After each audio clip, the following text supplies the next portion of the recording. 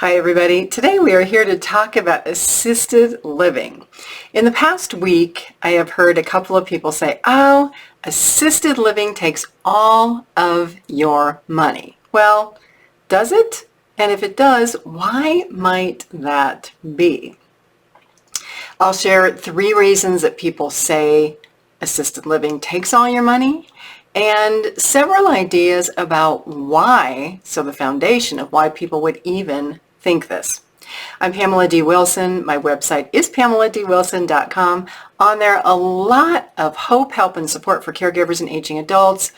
Links to one-to-one Eldercare Consultations with me to answer your questions about care planning, taking care of yourself, and managing care for aging parents. So let's talk about the 3 reasons people say, oh, assisted living takes all of your money.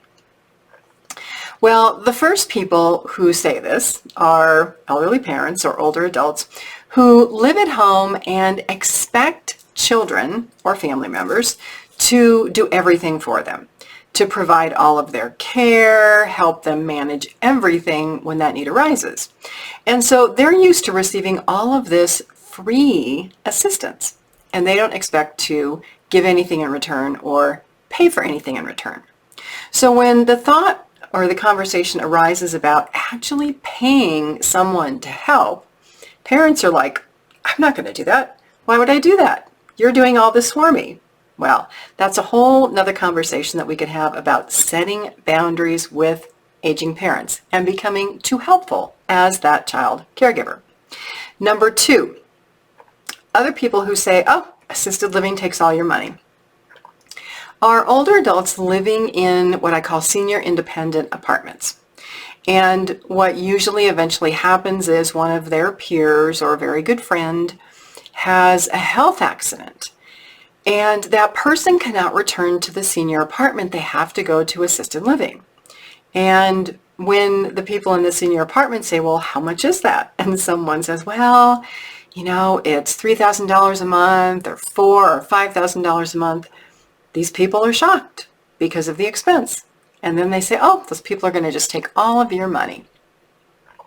The third group of people who say, assisted living takes all of your money, are adult children who are not yet either in a full-blown caregiving role, or adult children whose siblings say, oh, we don't want to put mom or dad in assisted living. It'll take all their money. Why don't you just keep being that caregiver?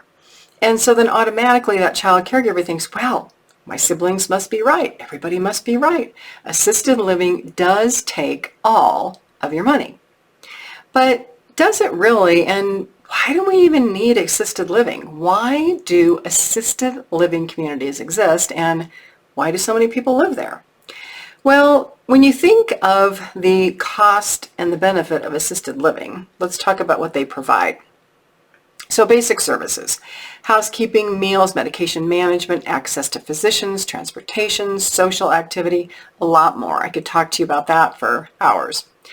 But so if you are a person who lives in assisted living, it means more likely that you have some type of health issues or physical issues or cognitive problems that are causing you daily difficulties, so you need all of this help that assisted living communities offer. Now, what do you think the most significant cause of needing help or needing care when you're older is? It's health issues. So it doesn't matter if you are 20 or 50 or 80.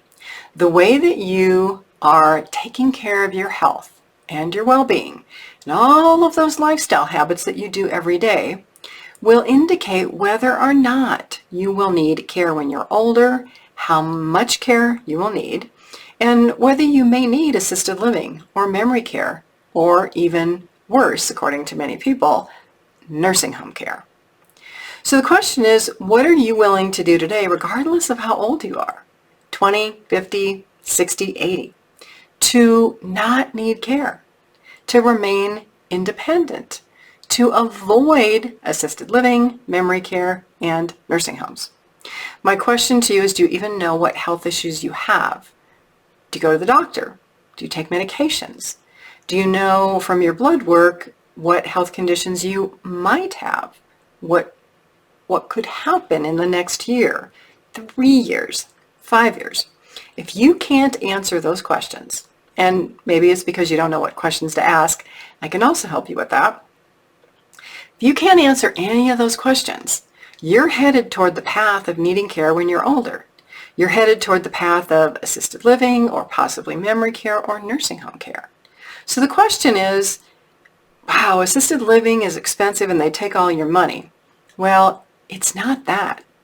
Being in poor health, not having a plan for aging, not understanding your medical conditions or your medications or your lifestyle issues, that is what takes all of your money when you're older, because your care costs are going to be significant and they're going to keep rising.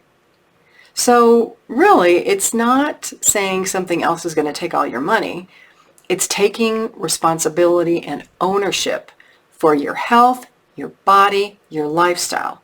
If you don't do that, something will take your money because you will need care from other people. I'm Pamela D Wilson. Please share this video with others you know, people in your family, your parents, your brothers and sisters who are caregivers, maybe your brothers and sisters who have no idea what you do all day, every day as a caregiver. I'm Pamela D Wilson. Thanks for watching this video. Below this video, there are a lot of links to helpful information, including consultations with me, my online caregiver courses, caregiving library, the Caring Generation podcast, all types of support. Have a fabulous day today. I'll see you all again soon in another video.